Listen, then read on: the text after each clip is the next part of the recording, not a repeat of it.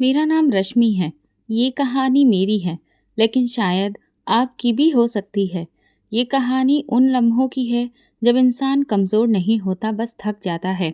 जब मैं पैदा हुई तब मम्मी पापा की ज़िंदगी में खुशियाँ लौट कर आई थीं। एक प्रार्थना, एक मन्नत जो बरसों बाद पूरी हुई थी। मैं उनका सपना थी और अपने भाई की तो सब कुछ। मेरे भाई मुझसे 10 साल बड़े थे। मैंने आँख खोली तो उनकी गोद में पापा की तस्वीर देखकर अंदाजा हुआ कि वो कैसे थे, क्योंकि जब मैं सिर्फ 2 साल की थी तब वो इस दुनिया से विदा हो गए थे। लेकिन सच कहूँ तो मुझे कभी महसूस नहीं हुआ कि मेरे सिर पर पिता का साया नहीं है, क्योंकि मेरे भाई ने वो साया कभी उठने ही नहीं दिया। जब कभी गर्मी से मेरा दिल घबरा जाता तो भाई बिना कहे ही एक ठंडी बोतल लेकर आ जाते। ये तुम्हारे लिए है मेरी राजकुमारी। मैं हंस देती थी। वो मेरे हीरो थे, मेरे सब कुछ। पापा के देहांत के बाद हमारी जिंदगी की जिम्मेदारी सिर्फ एक छोटी सी दुकान पर रह गई थी। वो दुकान अड्डे के पास थी। भाई सुबह जाते और शाम को लौटते, लेकिन उनकी जुबान पर कभी थकान का नाम नहीं सुना। जब भी तुझे खुश देखता हूँ ना, तो सारी थकान ऐसे उतर जाती है जैसे बारिश में धूल शांत हो जाती है। वो कहते थे। एक दिन मैंने उनसे पूछा, भैया आप हर वक्त काम क्यों करते हैं? वह हंसकर मेरे माथे पर प्यार से हाथ फेरते, ताकि तुम कभी किसी की मोहताज ना रहो। वक्त गुजरता गया। भाई ने वो दुकान संभाली संवारी और आगे बढ़ाई। उनके दिमाग में कुछ खास था, जैसे हर चीज को बढ़ा देना आता हो। दूसरी दुकान ली, फिर एक और, फिर वो दुकानों को किराए पर दे दिया। घर लिया, फिर एक और। सब कुछ उन्होंने अपनी मेहनत के दम पर कमाया। लेकिन इस सब के बीच एक चीज कभी नहीं बदली, मेरी अहमियत उनके दिल में। तो बस प्रार्थना किया कर, बाकी सब मैं संभाल लूंगा। वो अक्सर कहते। भाई का प्यार ऐसा था कि मुझे लगा कि दुनिया में हर रिश्ता ऐसा ही होता है। मैं खुशकिस्मत थी। बचपन मेरे लिए खुशियों और प्यार से भरा था। जब मैं कभी पड़ोस की लड़की को अपनी माँ के साथ बाजार जाते देखती और खुद भाई का हाथ थाम कर जाती, तो मुझे फक्र होता। ये मेरा भाई है, सबसे अच्छा। मैं चहक कर कहती और वो प्यार से कहते, ये मेरी रानी बेटी है। अम्मा भी भाई को जानती थी और मैं भी। हम तीनों एक दूसरे की दुनिया थे। माँ कहती, अगर तेरा भाई नहीं होता तो ना जाने हम कहाँ होते। मैं उनके गले लग जाती। कभी कभी जब मैं भाई को छत पर अकेले बैठे देखती, कुछ हिसाब किताब करते हुए, तो जाकर उनकी गोद में बैठ जाती। क्या कर रहे हो? सोच रहा हूँ कि तुम्हारे लिए कुछ बनवा दूँ। आप तो सब कुछ ही दे चुके हैं, अभी बहुत कुछ देना बाकी है। ये वादे, ये यादें आज भी सांस लेती हैं मेरे अंदर। फिर वो एक शाम थी जब भाई घर आया था। माँ ने कहा, बहुत मेहनत कर ली है तूने, अब कुछ खुद के बारे में भी सोच। भाई बोले, लेकिन माँ, रश्मि के लिए जो सपने देखे हैं पहले, वो पूरे करने हैं। मैं सब कुछ चुपचाप सुन रही थी, आंखें भर आई थीं, लेकिन कुछ कहा नहीं। मुझे नहीं पता था कि ये लम्हे कितने कीमती हैं, क्योंकि उस वक्त मुझे खोना सीखना नहीं आया था। भाई के चेहरे पर जब पहली बार वो शर्मीली मुस्कान देखी, तब समझ आया शायद वो अब थक गए हैं अकेले चलते चलते। माँ ने मेरा हाथ पकड़ा, जैसे कह रही हो, अब हमारा बेटा भी अपना घर बसा रहा है। मैं चुप थी, कुछ अजीब सा महसूस कर रही थी। भाभी का रिश्ता हमारे ही एक रिश्तेदार की तरफ से आया था और काफ़ी लोग हमारे परिवार में उन्हें अच्छे से जानते थे। भाभी का नाम रीमा था। उन्हें मैंने कई बार हमारे फैमिली फंक्शंस में देखा था। साफ सुथरी, थोड़ी शर्मीली थी, लेकिन मुझे अच्छी लगती थी। और फिर शादी की तारीख तय हो गई। घर में खुशी की रौनक थी। किचन में माँ और बुआ सुबह से शाम तक व्यस्त रहती। बाहर भाई काम पर जाते, लेकिन वापसी पर शादी के हर इंतजाम में कुछ न कुछ शामिल होता। रश्मि, नीले रंग की ड्रेस लाया हूँ तुम्हारे लिए, शादी वाले दिन यही पहनना। भाई ने कहा। ड्रेस सुंदर थी, नगीनों से सजी हुई। भाई का प्यार दिल से महसूस होता था।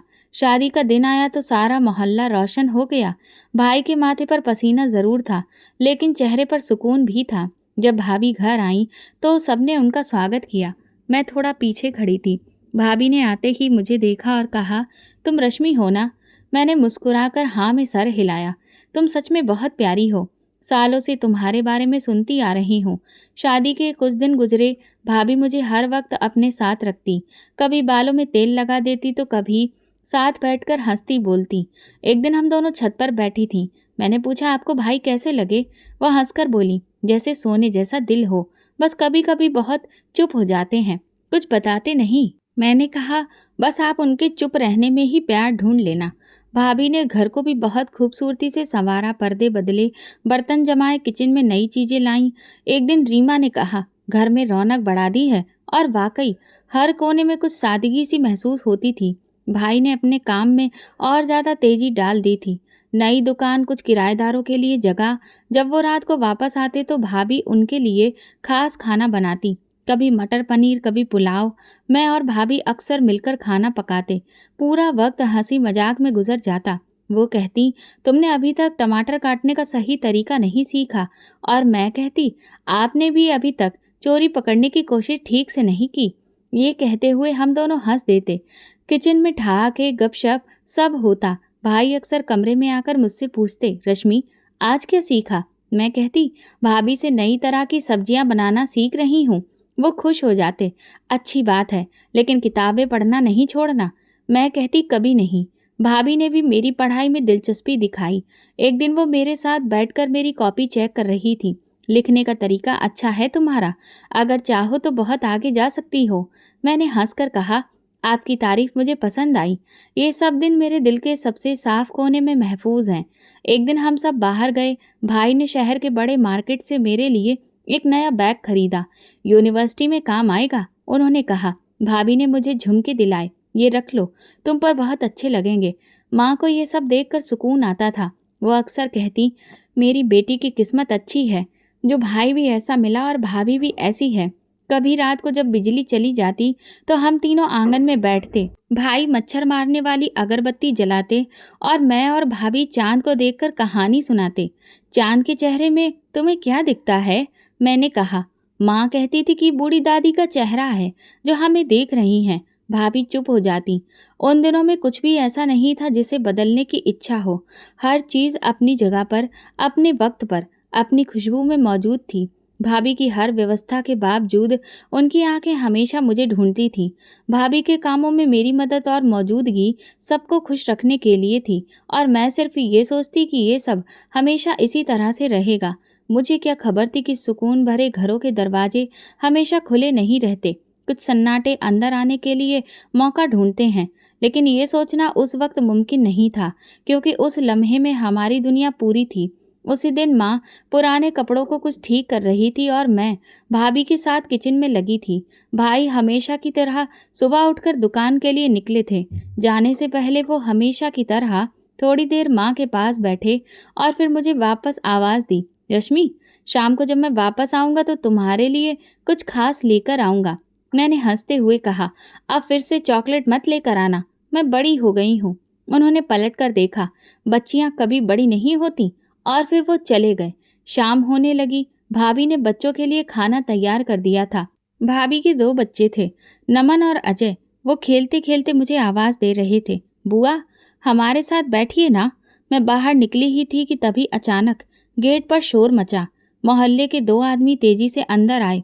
मन घबरा गया। भाभी भी दरवाजे की ओर बढ़ी। जल्दी चलिए, आपके भाई को चोट लगी है, एक्सीडेंट हुआ है, उन्हें अस्पताल ले जाया जा रहा है। ये बात सुनते ही जैसे हर दीवार गिर गई हो। माँ की छड़ी हाथ से गिर गई। भाभी की सांस जैसे अटक गई और मेरे पैरों तले जमीन निकल गई। बस इतना बोली, चलिए, तुरंत चलिए। हम अस्पताल पहुंचे तो वार्ड में खामोशी थी। भाभी का चेहरा, मेरे कदम जैसे डगमगाने लगे थे। हर तरफ शोर था, लेकिन मेरे अंदर एक सन्नाटा फैला था। भाई का चेहरा ढका हुआ था। एक नर्स धीरे से बोली, हमने बहुत कोशिश की, लेकिन चोटें बहुत गंभीर थीं। भाभी ज़मीन पर बैठ गईं और माँ चीखने चिल्लाने लगीं। मैं बस खड़ी रह गई। मेरे कदम जैसे जम गए थे। भाई की अर्थी अगले दिन उठी। पूरा मोहल्ला आ गया था। जिन दुकानों पर भाई रोज जाते थे वो बंद थीं। जिन बच्चों को वो चीज़ें दिया करते थे वे खामोश खड़े थे। मैंने भाई को आखिरी बार देखा तो दिल चाहा कि आवाज़ दूं, कह दूं, भाई वापस आ जाओ, मेरी बात तो सुन लो। भाई जब जा रहा था तो दरवाजे के पास बैठकर माँ ने हाथ फैलाए, मेरा बेटा वापस दे दो। कुछ ही पल बाद माँ सीने पर हाथ रखकर जमीन पर गिर पड़ी। अस्पताल ले गए मगर वो भी बच ना सकी। मैं जो कल तक माँ के पैर दबाती थी, आज उनकी डेड बॉडी के साथ खड़ी थी। अब घर में सिर्फ हम रह गए थे, मैं, भाभी और 2 छोटे बच्चे। एक दिन सुबह जब मैं पूजा कर रही थी तभी मोहल्ले की 2 औरतें दरवाजे पर आईं। बड़ी चुप सी हो गई हो रश्मि, भगवान इस पर रहम करे।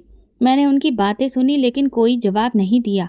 भाभी दिन में खामोश रहती और रात को बच्चों के साथ लेट कर सिसकती थीं। मैं उनके करीब जाने की कोशिश करती लेकिन वो दूर हो गई थीं। नमन और अजय मेरे पास ज़्यादा वक्त गुजारते थे। एक दिन वे मेरे पास आकर कहने लगे, पापा को आवाज़ दो, वो हमें कहानी सुनाते थे।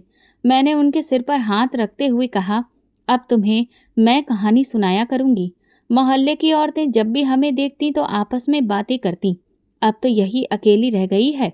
अब इसका होगा क्या? देखो, अगर इसकी भाभी इसे कबूल करे तो फिर ये रह सकती है, नहीं तो पता नहीं कहाँ जाएगी। ऐसा लगता था जैसे मैं कोई बोझ बन गई हूँ, एक बेजान वजूद। लेकिन मैं खामोश रही। एक शाम जब सब कमरे में थे, भाभी ने कहा, कल से बच्चों को स्कूल छोड़ने तुम ही जाया करोगी। मुझे वक्त नहीं मिलता। मैंने सिर हिलाया। ठीक है। उस दिन के बाद मेरा रूटीन बदल गया। बच्चों को स्कूल ले जाना, घर का काम करना, भाभी के कहने पर दुकानों से हिसाब लेना, सब कुछ मेरे हिस्से में आ गया। लेकिन मैंने कभी शिकायत नहीं की। एक दिन मैं छत पर कपड़े सुखा रही थी, तभी नीचे से आवाज़ आई, रश्मि, ये दुकान वाले का आदमी आया है, नीचे आकर बात सुन लो। मैं नीचे आई। दुकानदार ने नमस्ते किया। दीदी जी, किराए के कागजात हैं, उनमें दस्तखत होने हैं। मैंने हैरत से पूछा, भाभी कहाँ हैं? उन्होंने कहा, अब आप ही हर मामला संभाल लेंगी। मैं चुपचाप कागजात देखने लगी। शायद अब ये मेरी जिम्मेदारी थी। कभी कभी भाभी मुझे देखती थी तो उनकी आंखों में कुछ अजीब सा भाव होता था, जैसे वो खुद भी हैरान थी कि मैं, जो कल तक सिर्फ भाई की छोटी बहन थी, आज उनकी जिंदगी का एक अहम हिस्सा बन गई थी। मुझे पता था ये सब खत्म नहीं हुआ, अभी तो शुरू हुआ है, क्योंकि अब वो दिन गुजर चुके थे जब भाई आकर चॉकलेट देते थे। अब वे दिन थे जब मैं बच्चों का हाथ पकड़कर स्कूल ले जाती थी और दरवाजे पर खड़ी होकर सोचती थी, क्या वाकई ये सब मेरे लिए लिखा था? सुबह के वक्त जब भाभी की आवाज़ किचन से आती तो मैं भी बिस्तर छोड़ देती। चाय का पानी रखना, नाश्ता बनाना, बच्चों की यूनिफॉर्म निकालकर प्रेस करना, ये सब कुछ अब मेरे लिए था। पहले जब ये सब करती थी तो भाभी की जुबान पर तारीफ होती थी, अब सिर्फ खामोशी। कभी कभी कोई ठंडी सांस या फिर मेरी मौजूदगी भी उन्हें बोझ लगने लगी थी। एक दिन वो बर्तन धोते हुए बोली, अब क्या रह गया है तुम्हारे नसीब में? जहाँ जाती हो कुछ ना कुछ हो ही जाता है। मैंने पलटकर नहीं देखा। हाथ पानी में थे, दिल किसी और दुख में। भाई के जाने के बाद उनके लहजे में जो तलखी आई थी, वो धीरे धीरे जहर बनती जा रही थी। शुरुआत में थोड़ी बहुत कड़वाहट थी, जो शायद दुख की शिद्दत थी, लेकिन अब हर बात में तंज छुपा होता। तुम जब आई थी इस घर में, तब से ही सुकून नहीं रहा है। ये जुमला उन्होंने एक दिन तब कहा जब मैंने गलती से सब्जी में नमक 2 बार डाल दिया। मैंने सिर्फ इतना कहा, अब दोबारा ऐसा नहीं होगा। न जाने क्या क्या होगा। वो बोली, जब तुम आई तो बाबूजी चले गए, अब भाई चला गया, माँ भी चली गई, कल को शायद ये घर भी चला जाए। उनकी हर बात छोरी की तरह मेरे दिल में उतरती चली गई, लेकिन मैंने कभी कोई जवाब नहीं दिया, क्योंकि मेरे पास अब किसी से रिश्ता तो बचा था, लेकिन अपना कोई अधिकार नहीं था। बच्चों के सामने वो हंसती थीं, उन्हें संभालती थी, नया सामान लाती थी, और मैं एक तरफ बैठी बस उन लोगों को देखती रहती थी। एक दिन नमन मेरे पास आया, बुआ, मेरे लिए दुपट्टे का झंडा बना दो, स्कूल में फंक्शन है। मैंने तुरंत पुराना दुपट्टा निकाला, काटा, धागे लगाए और उसका झंडा तैयार कर दिया। भाभी आई, देखा और बोली, मेरा दुपट्टा काटने से पहले पूछ तो लेती, पुराना था तो क्या, सोच के इस्तेमाल करना चाहिए था। अच्छा, तुम्हें सोचने की कब से इजाज़त मिल गई? वो चली गई और मैं नमन को खामोशी से देखती रही, जो झंडा लेकर खुश था। एक दिन उनके रिश्तेदार आए थे, उनकी बहन, बहनोई और भाई। मैं पानी लेकर आई, फिर सबको चाय दी। तभी किचन में चाय का ढक्कन गिर गया और आवाज़ आई। सब चौंक कर देखने लगे। भाभी ने सबके सामने कहा, ये जिस चीज़ को हाथ लगाती है वो सलामत नहीं रहती। उनके बहनोई ने धीरे से कहा, अभी छोटी है, सीख जाएगी। लेकिन भाभी ने बात वहीं ख़त्म नहीं की। छोटी नहीं है ये, वक्त से पहले बड़ी हो गई है, और शायद किस्मत भी साथ में कुछ ऐसी लेकर आई है। मैं चाय के खाली कप समेटकर किचन में आ गई। वहां जाकर मैंने एक गिलास पानी पिया और खामोशी से रोटियां सेकती रही। मैंने कभी उनके लिए कुछ बुरा नहीं सोचा था। जिस दिन वो सिर दर्द की शिकायत करती थी, मैं उनका सिर दबाती थी। जब वो बच्चों के लिए नए कपड़े सिल रही होती तो मैं धागा संभालती थी, लेकिन उनके चेहरे पर हर वक्त वही नफरत, वही अजनबीपन रहता। एक दिन नाश्ता बनाते हुए उनका कप चटक गया। तुमसे कुछ भी नहीं संभलता, जिस चीज़ को छू लेती हो वही टूट जाती है। मैंने कप फेंका नहीं था, वो गिर गया था, लेकिन उनकी नज़र में गिरना ही बदनसीबी की पहचान बन चुका था। मैंने धीरे से पूछा, क्या मैं सच में इतनी बुरी हूँ? वो एक लम्हे को रुकी और फिर धीरे से बोली, जो लड़की अपने घर के मर्द और साथ में घर की रौनक भी ले जाए, वो बुरी नहीं है तो फिर और क्या है? उस दिन मैं सारा दिन अपने कमरे से बाहर नहीं निकली। वो कमरा जो पहले सिर्फ मेरे सोने की जगह था, अब मेरी पनाहगाह बन गया था। एक रात बारिश हो रही थी, बिजली चली गई थी, बच्चे सो रहे थे और मैं छत से गिरते कतरे देख रही थी। भाभी मेरे पास आई और मुझे चादर देते हुए बोली, ठंड बहुत है, इसे ओढ़ लो। मैंने बहुत लंबे समय के बाद अपने लिए कुछ नरमी देखी। मैंने हाथ बढ़ाकर चादर ली, लेकिन उनकी आंखों में अगले ही लम्हे फिर वही दूरी दिख रही थी। अगले दिन वो वैसी ही थी जैसे कि कुछ हुआ ही ना हो। फ्रिज साफ करो, महीने भर की गंदगी जमी हुई है। मैंने कहा, जी अभी करती हूँ नहीं, करके दिखाओ। उनका लहजा तेज था। मोहल्ले की एक बूढ़ी औरत एक दिन आकर कहने लगी, बेटी कभी बाहर आकर भी बैठा करो, सारा दिन घर के अंदर बंद रहती हो। मैंने मुस्कुराकर कहा, बस थोड़ा काम होता है तो वक्त नहीं मिलता। उन्होंने मेरा हाथ पकड़कर कहा, वक्त कम है या फिर इजाजत? मैंने नजरें झुका ली। दोनों शायद। वक्त बदल रहा था या शायद मैं खुद को बदल रही थी। कभी दिल चाहता था कि सब कुछ कह दूं, लेकिन जुबान पर कुछ नहीं आता था। बस एक बात दिल में रहती थी, भाई अगर आप होते तो क्या मैं ऐसे रहती? सुबह का समय था। मैं जल्दी उठी, रात को कपड़े धोए थे, उन्हें छत पर डालना था। बच्चों की यूनिफॉर्म प्रेस करनी थी, नाश्ता तैयार करना था। जब भाभी कमरे से बाहर आई तो मैं पौधों में पानी डाल रही थी। उन्होंने एक नज़र मुझ पर डाली और फिर बच्चों को आवाज़ दी, उठो देर हो रही है। नाश्ते की मेज पर सब बैठे थे, मैं अलग चूल्हे के पास खड़ी रही। नमन ने धीरे से कहा, बुआ आप भी आ जाइए ना। भाभी ने तुरंत सुन लिया और कहा, सबको अपनी जगह पता होनी चाहिए, ये इसके बैठने की नहीं काम करने की उम्र है। मैं चुप रही, हाथ धोए और दोबारा कपड़े तय करने में लग गई। उसी दिन दोपहर को मेरी यूनिवर्सिटी से एक क्लास फेलो आई। उसके हाथ में फाइल थी। रश्मि की फीस 2 महीने से जमा नहीं हुई है, वो क्लासेस भी मिस कर रही है। सब ठीक तो है? मैं जल्दी से बाहर निकली। इससे पहले कि मैं कुछ कहती, भाभी ने दरवाजे से ही फाइल उसके हाथ से ले ली और कहा, अब ये यूनिवर्सिटी नहीं जाएगी, घर के काम बहुत हैं, पढ़ लिख कर करना क्या है? मेरी सहेली ने मुझे देखा, जैसे कुछ कहना चाह रही हो, फिर चुप हो गई। उसके जाते ही मैंने हिम्मत करके कहा, बस अगला साल पूरा हो जाए, फिर मैं खुद कोई काम कर लूँगी। भाभी ने मेरी बात काट दी, हमें किसी सरकारी नौकरी वाली लड़की की ज़रूरत नहीं है, तुम घर संभालो, बस इतना ही काफ़ी है। शाम को मैं अपने कमरे में बैठी यूनिवर्सिटी का बैग देख रही थी। अंदर से पेन निकाला, एक पुरानी नोटबुक निकाली और फिर बैग बंद करके वापस रख दिया। अगले दिन जब मैं किचन साफ कर रही थी तो भाभी पीछे आ गई। चीनी का डिब्बा कहाँ रखा है? मैंने दिखाया, यहाँ भूल गई थी, कल धोने के बाद इधर रख दिया था। उन्होंने एक नज़र घूर कर कहा, यही भूल तो सारी जिंदगी को बर्बाद कर देती है। रात को मेहमान आए थे, मौसी और उनकी बेटी। मैंने चाय नाश्ता बिस्किट सब कुछ दिया। जब मैं किचन में प्लेटें धो रही थी तब मौसी की बेटी ने जोर से आवाज़ दी, चीनी कम थी चाय में, शायद बनाने वाली को स्वाद ही नहीं पता। भाभी ने हंसते हुए कहा, अब उसके नसीब में स्वाद है ही कहाँ, किस्मत भी फीकी और चाय भी फीकी। मौसी ने भी कुछ नहीं कहा। कुछ दिनों बाद नमन का बिस्तर गीला हो गया। भाभी ने कपड़े मेरे आगे फेंकते हुए कहा, कपड़े धो देना और बच्चे को भी देखना है, अब तुम ही संभालो सब। मैंने कपड़े समेटे, बाल्टी रखी और कपड़े रगड़ने लगी।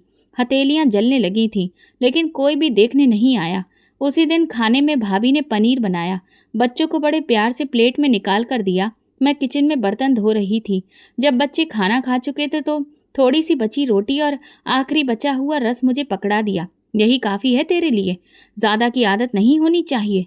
एक रात जब सब सो रहे थे, मैं दाल छान कर रख रही थी, तभी बच्चों की अलमारी से कुछ गिरने की आवाज़ आई। मैं भाग कर गई, नमन का खिलौना गिर गया था। मैंने धीरे से उठाकर रखा, तभी भाभी दरवाजे पर आ गई। क्या कर रही हो उनके कमरे में? बस वो चीज़ गिर गई थी, तुम्हारे हाथ लगने से चीज़ें गिरती हैं। मैं खामोश रही, कमरे से निकली और अपने बिस्तर पर आकर बैठ गई। फिर वो दिन आया जो शायद मैं कभी भूल नहीं सकूंगी। भाभी की कुछ सहेलियां खाने पर आई थीं। मैं सुबह से खाना बना रही थी। सब्जी, चावल, पकौड़ियाँ, पुलाव सब तैयार किया। बर्तन संभालते संभालते एक प्लेट मेरे हाथ से गिरकर टूट गई। बस वही पल काफ़ी था। भाभी ने सबके सामने आकर मेरा बाजू पकड़ लिया। क्या कहा था मैंने? चीज़ें संभालना सीख लो। मैंने सिर झुकाकर कहा, माफ़ कर दीजिए, गलती हो गई।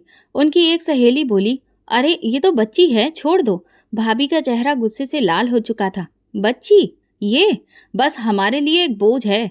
और अगले ही पल उनके हाथ मेरे चेहरे पर पड़ा और एक जोरदार थप्पड़।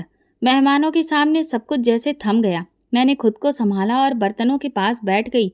आंखों से आंसू बहने लगे, मगर आवाज़ नहीं निकली। रात को जब सब लोग जा चुके थे, मैंने कुछ भी नहीं खाया। बस अपने कमरे में जाकर दरवाज़ा बंद कर लिया और अंधेरे में लेट गई। वो थप्पड़ शरीर पर नहीं, आत्मा पर लगा था। रात का आखिरी पहर था। खामोशी इतनी गहरी कि सांस की आवाज़ भी गूंजती हुई महसूस हो रही थी। कमरे में हल्की सी रोशनी थी, कोने में रखे छोटे से चिराग की। मैं भगवान के आगे हाथ जोड़कर बैठ गई। हे भगवान, मैं कुछ भी नहीं जानती, लेकिन तुम तो सब जानते हो। रोज रात यही होता था। सब सो जाते, मैं उठ जाती, भगवान से प्रार्थना करती, चुपके से खिड़की खोलती, ठंडी हवा में सांस लेती। जो बात किसी से नहीं कह सकती थी, वो भगवान से कहती। मैंने कभी किसी का हक नहीं मारा, ना किसी से बदतमीजी की, ना किसी को बद्दुआ दी। फिर भी मेरे नसीब में सुकून क्यों नहीं है? फिर खुद को समझाती, मैं कोई शिकायत नहीं करूंगी, तुम तो बेहतर जानते हो। कभी कभी बच्चों की हंसी बाहर से आती तो मैं भगवान से प्रार्थना करती, हे भगवान, नमन पढ़ाई में अच्छा करे, अजय हमेशा खुश रहे, भाभी को सब्र दो और मुझे हिम्मत। दिन भर का वक्त बदलता नहीं था। सुबह होते ही वही बर्तन, वही कपड़े, वही भाभी की आवाज़, वही काम करना।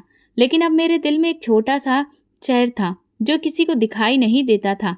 एक सुबह मैं बैठकर पूजा कर रही थी, तभी भाभी आई और बोली, क्या अब ये भी दिखावा बन गया है या काम से बचने का तरीका है? मैंने नज़र उठाई, लेकिन कुछ बोली नहीं। दिल में सिर्फ इतना कहा, हे भगवान, तुम ही जानते हो कि मैं दिखावा कर रही हूँ या नहीं। एक दिन मैं किचन में आटा गूंथ रही थी। गर्मी इतनी ज़्यादा थी कि पसीना आंखों में जा रहा था। अचानक किचन के दरवाजे से आवाज़ आई, ये क्यों नहीं समझती कि तुझे बस यहाँ काम के लिए ही रखा है, ये सब हम संभाल लेंगे। मैंने अपने हाथ नहीं रोके, बस भगवान का नाम लेती रही। घर में मेहमान आने वाले थे। भाभी ने खास खाने का इंतजाम किया था। मैंने दिन भर प्याज काटे, छोले भटूरे बनाने का काम संभाला। जब सब लोग आकर खा चुके तो मैं बर्तन समेटने लगी। भाभी के हाथ में थोड़ी सब्जी बची थी, उन्होंने उसे फ्रिज में रख दिया। मैंने धीरे से पूछा, क्या इसमें से थोड़ी सी खा लूं? उन्होंने टेढ़ी नज़रों से देखा और बोली, तुम तो भगवान के लिए बहुत व्रत रखती हो ना, फिर खाने से कैसा रिश्ता? मैं चुप रही। शाम को वही थोड़ी सी दाल और बासी रोटी पानी में डुबोकर खाई। दिल में प्रार्थना की, हे भगवान, इनके दिल में थोड़ी नरमी डाल दो। मुझे और कुछ नहीं चाहिए, सिर्फ थोड़ा सा प्यार दे दो। फिर एक दिन जब बारिश हो रही थी, मैं छत से गिरते पानी को देख रही थी। भाभी ने कहा, निचली मंजिल पर सफाई कर दो, पानी आ रहा है। मैं नंगे पांव सीढ़ियां उतरकर फर्श साफ करने लगी, हाथों से पानी हटाते हुए बार बार कहती, तुम देख रहे हो ना भगवान, मुझे कुछ नहीं चाहिए, बस भाभी को थोड़ी सद्बुद्धि दे दो। माँ दुर्गा के दिन चल रहे थे। मैंने व्रत रखा, लेकिन भाभी को इस बारे में कुछ नहीं बताया। चुपचाप काम करती और बाकी सबके लिए खाना तैयार करती, फिर एक तरफ बैठ जाती। एक दिन मैंने सपना देखा। भाई सामने खड़ा था, हंस रहा था, कह रहा था, रश्मि सब्र करो, सब ठीक हो जाएगा। सुबह उठी तो दिल में कुछ सुकून था, जैसे भगवान ने खुद आकर तसल्ली दी हो। तब से हर रात यही कहती, भगवान तुम मेरे गवाह हो और तुम्हारी गवाही मेरे लिए काफ़ी है। सुबह का वक्त था और हमें कन्या भोज के लिए मंदिर जाना था। मैं पूजा के बाद किचन में आई। मेरा व्रत था और दिल भी सुकून से भरा हुआ था। घर पूरा शांत था। भाभी भी खाना बनाने की तैयारी करने आ गई थी। हमने बड़े बड़े बर्तन निकाले। मैं उनके पीछे पीछे काम कर रही थी।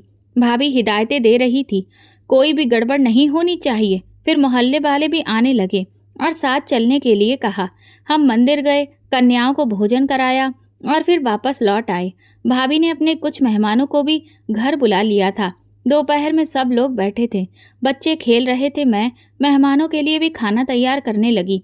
वक्त गुजरता जा रहा था, लेकिन मुझे खुद कुछ खाने का समय नहीं मिल रहा था।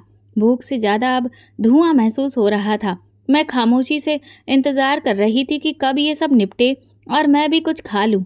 कुछ देर बाद जब भाभी किचन में आईं, मैंने उनसे कहा, मैं सुबह से कुछ नहीं खाई हूँ, क्या मैं कुछ खाकर अपना व्रत खोल लूँ?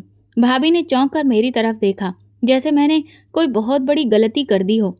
अभी तक मेहमानों ने कुछ भी नहीं खाया है और तुम्हारी नज़र खाने पर लग गई है। ये सारा खाना तुम्हारे लिए नहीं बना है, समझी?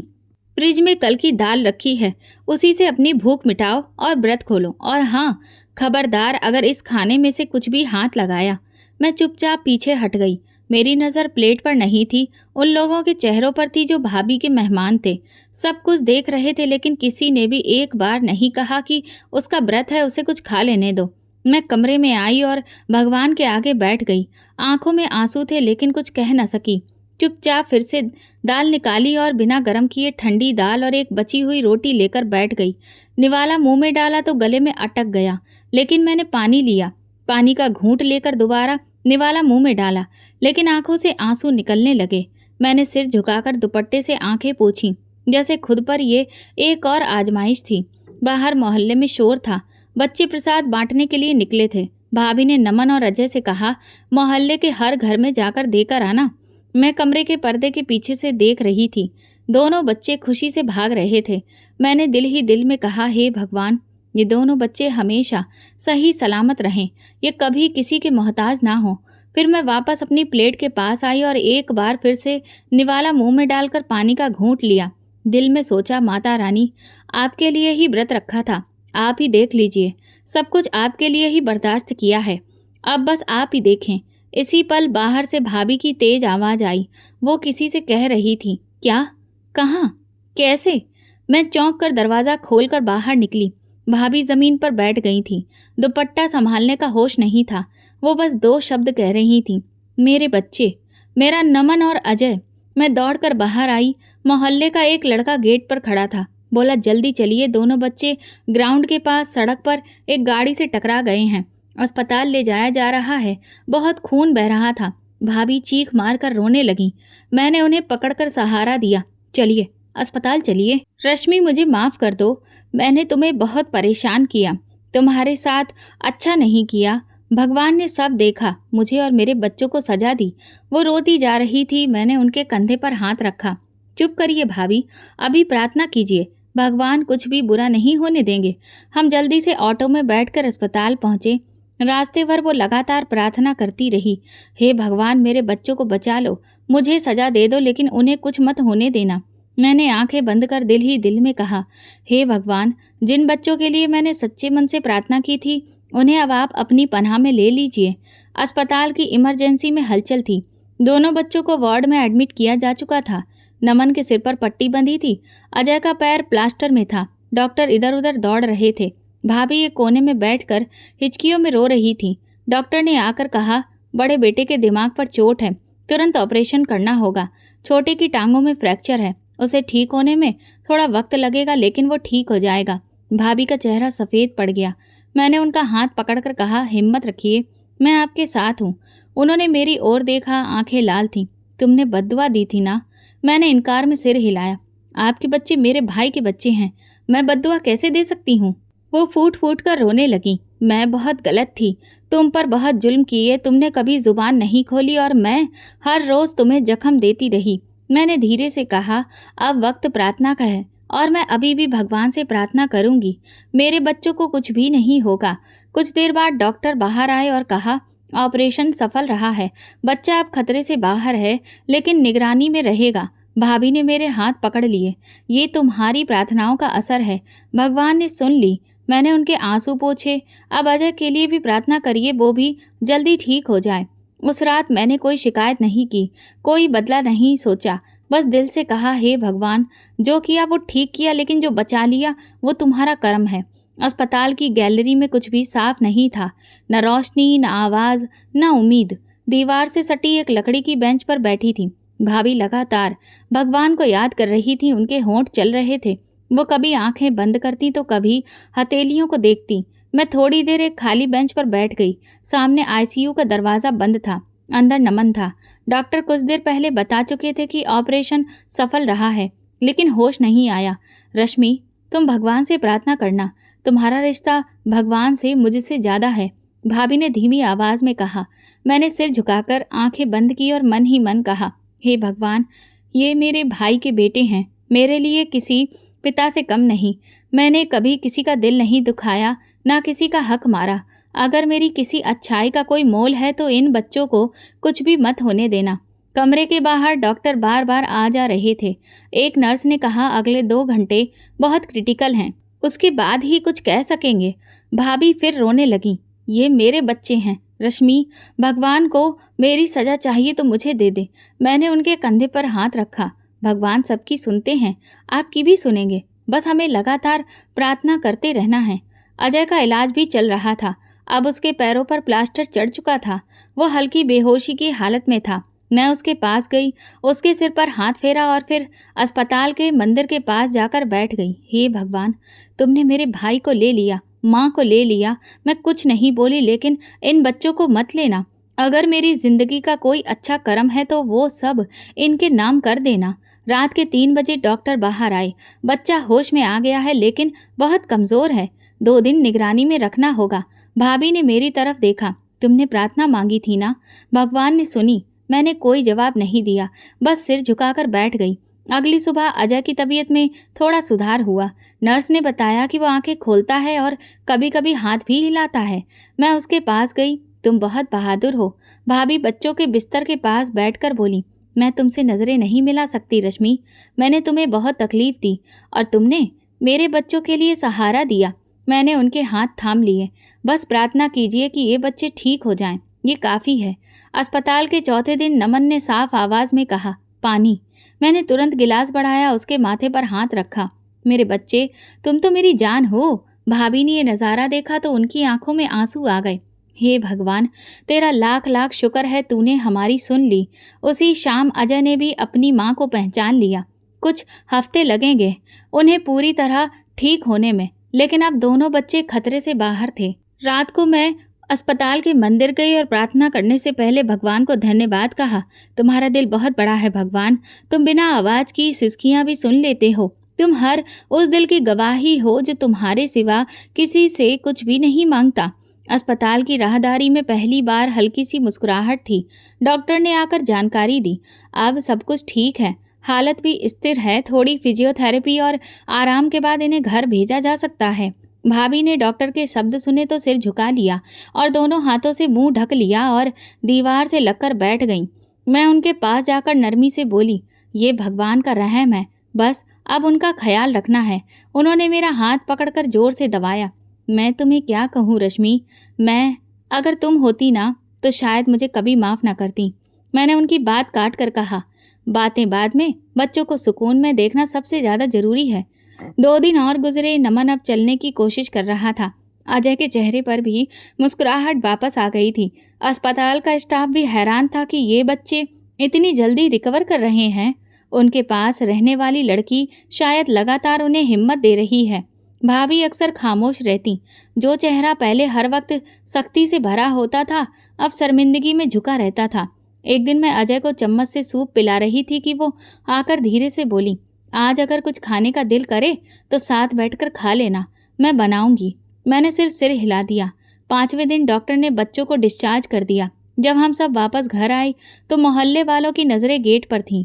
कई लोग फिर मिलने आए। मोहल्ले की बुजुर्ग औरत, जिन्हें सब लोग दादी अम्मा कहते थे, वो आकर बोली, बेटी, हम सब ने प्रार्थना की थी, लेकिन असली प्रार्थना तो तुम्हारी थी, जिसे भगवान ने सुना। भाभी ने तब कुछ नहीं कहा, लेकिन शाम को जब मोहल्ले वाले बच्चों को देखने के लिए जमा हुए तो वो एकदम खामोश हो गईं। पानी का गिलास लेकर सबको दे रही थी कि तभी भाभी उठी और बोली, एक बात कहनी है सबके सामने। मुझे हैरत हुई, सबकी नज़रें उन पर थीं।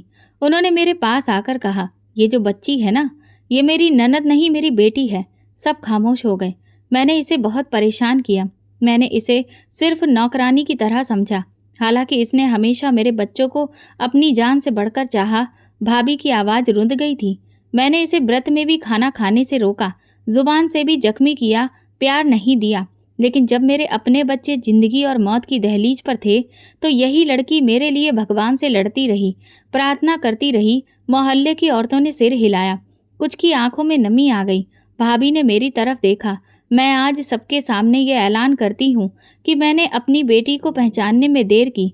अब ये मेरे साथ रहेगी, माँ की तरह। मेरे हाथ में जो गिलास था वो कांप गया। मैंने एक नज़र उनकी तरफ देखा।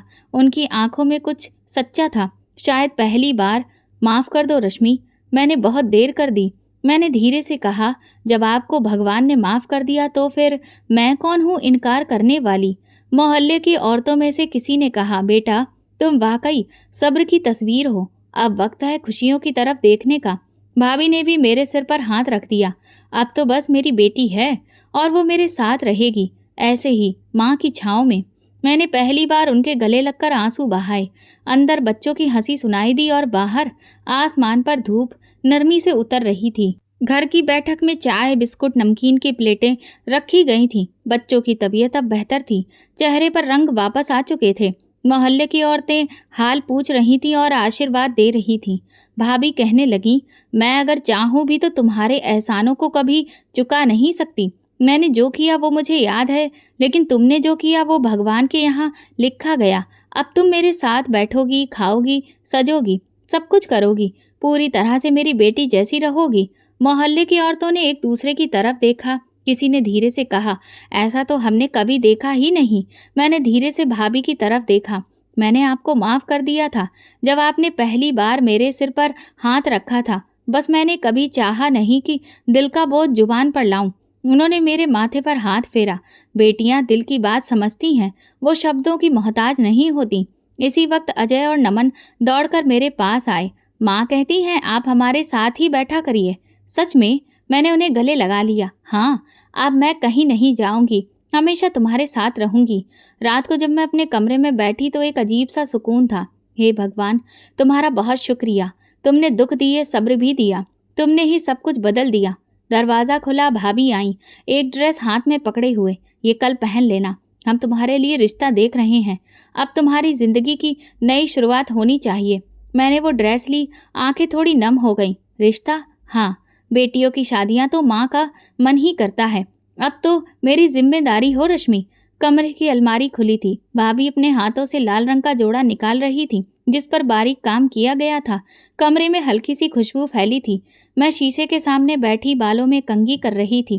कुछ देर बाद भाभी ने कहा, ये पहनकर तुम बिल्कुल दुल्हन जैसी लगोगी, मेरी बेटी जैसी दुल्हन। मैंने उस जोड़े को छूकर देखा जो बहुत नरम लगा, जैसे कई सालों का सब्र, आंसू, प्रार्थनाएं, खुशी उसमें लिपटी हुई हो। शादी के घर में मेहमान आ जा रहे थे। आंगन में गुलाब की पत्तियां बिखरी थीं। नमन और अजय कमरे में आए, हाथों में चूड़ियां लिए। बुआ, ये आपके लिए हैं। मैंने उनसे चूड़ियां ली। ये तो बिल्कुल वैसी हैं जैसी माँ पहनती थी।